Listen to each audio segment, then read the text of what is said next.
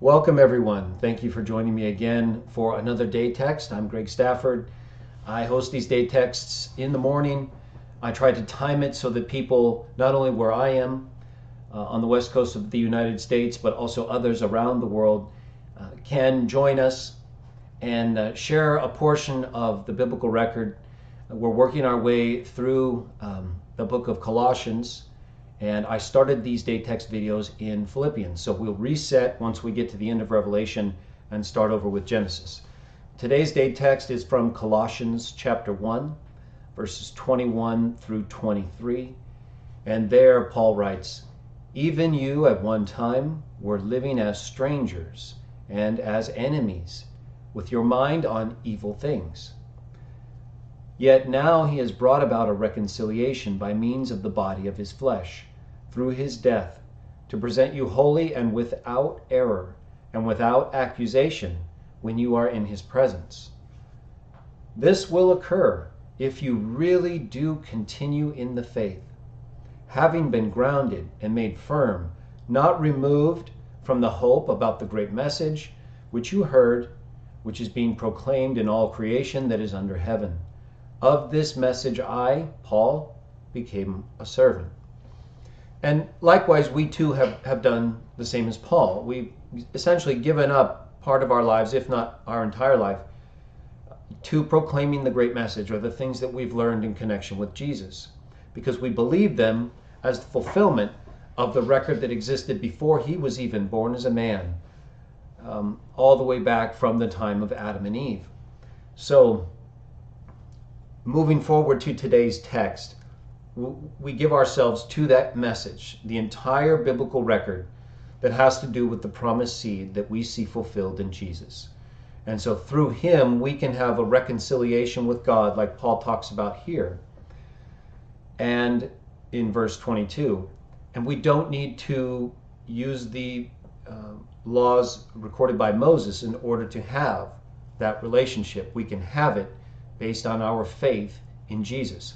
Faith, as I've discussed before, and as I'm sure most of you already know, but because sometimes it's misrepresented, faith does not have to do only with our hope or belief about something absent good reasons.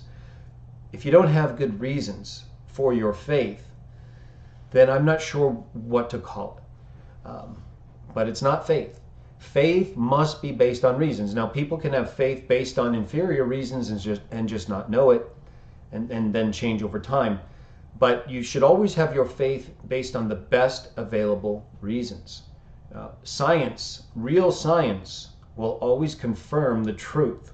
Science fiction, evolutionist-based theories, that's not based on any kind of testable experiment.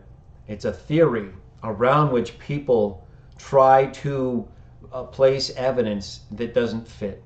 But we'll talk about that another time. I bring it up because we're talking about faith. And in this world, we get attacked because of our faith constantly. And it's often alleged that somehow science and faith are at odds. This nonsense.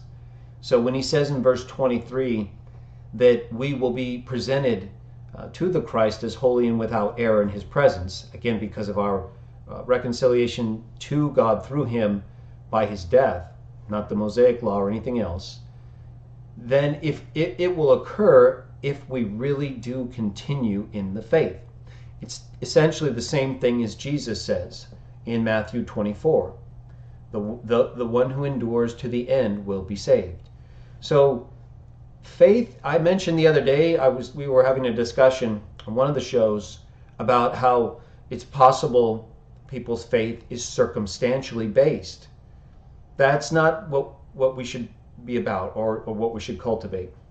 We shouldn't cultivate faith just for the moment, just for the sake of the moment. We should continue in the faith and be grounded. When you're grounded, it's not temporary. It's not something that just, well, it's convenient for now.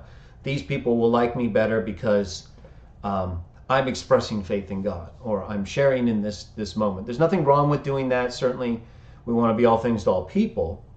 That's what Paul tells us, and it's a wise thing to do. But that doesn't mean we fail then to cultivate the kinds of things that we're told to cultivate. So becoming all things to all people for the sake of gaining them is one thing, but having ourselves grounded and made firm so we're not removed, again quoting verse 23, from the hope about the great message, that's what we want to try to do, to cultivate and to make sure that we're not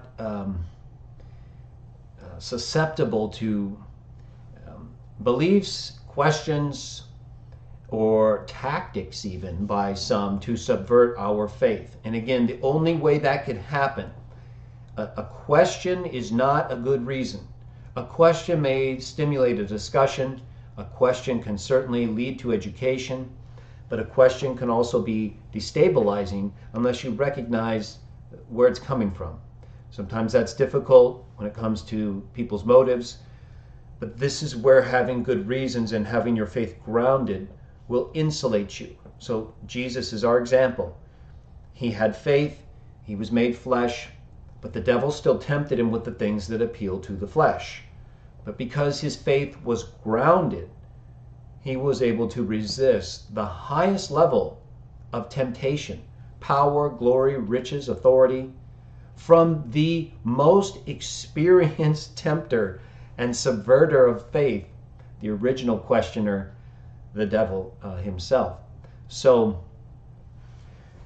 these are all things we can use to keep ourselves grounded. And then again, we do make mistakes. We're not perfect like Jesus, but that's not an excuse just to make exceptions for ourselves. But sometimes we just fail. And so we shouldn't get too down on ourselves. If we are starting to feel we made a mistake, that's good. That's a sign of repentance. We move forward, try not to make the same mistake. So I mention that only because I don't want you to feel that just because you stumble, you're not grounded. Maybe you're grounded and you're firm, but you just got tangled, or you weren't prepared for the ground to shift beneath you.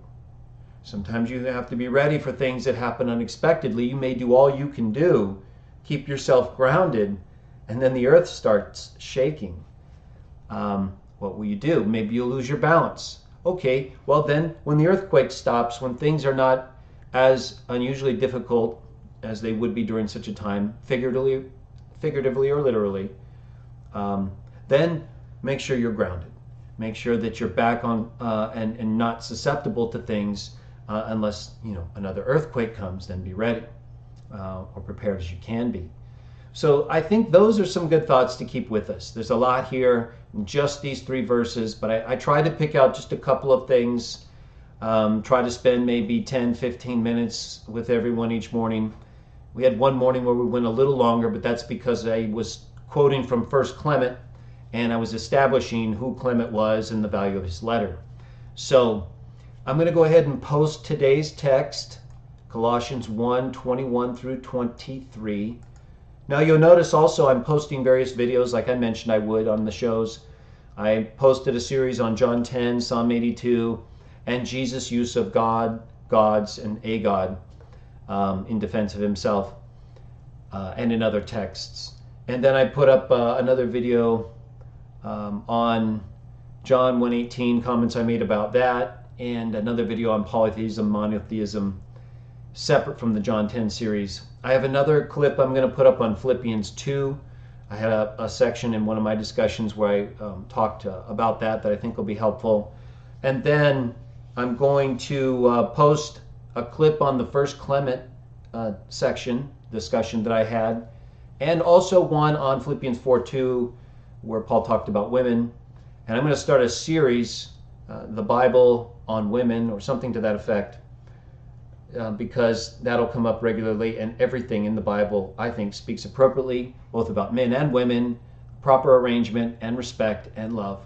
So I'm going to make a series to highlight that, to try to both help men and women individually, and then as married persons, so that we're not vulnerable or as vulnerable to the way the world depicts marriage and I'll say heterosexual relationships, right? I mean, they appear to me, at least, to be promoting the opposite of heterosexual relationships, or if they are heterosexual, that they're at least more fluid or open. pansexuality is certainly gaining in popularity, although it has no real benefits that I'm aware of. Again, I realize the pleasure that's involved with sex. We'll talk about this another time, but I mention only because of the way the world portrays relationships in the video series I'm going to start. So probably I'll post that later today. But in any case, I posted today's day text. Let me just see. Hello, Michael, Benzie, Roy, and Betsy. I know there's a few others watching.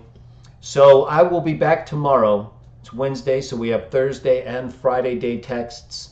I should have the great message number 3 about Jesus online later this afternoon. And as you can see, I've got those other videos that I'm posting.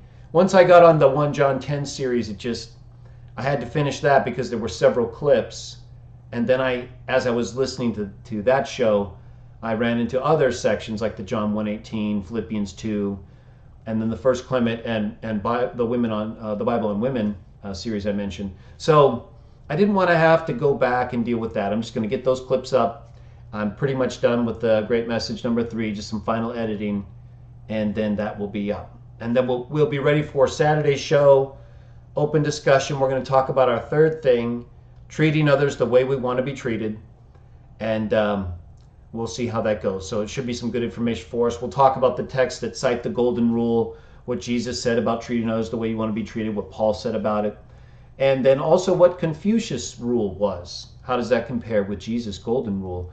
And so we'll discuss that and some other principles as well. Anyway, thank you all for joining me. Have a wonderful day. And let me just mention 3 things. Praise Jah, follow Jesus, and treat others the way you want to be treated.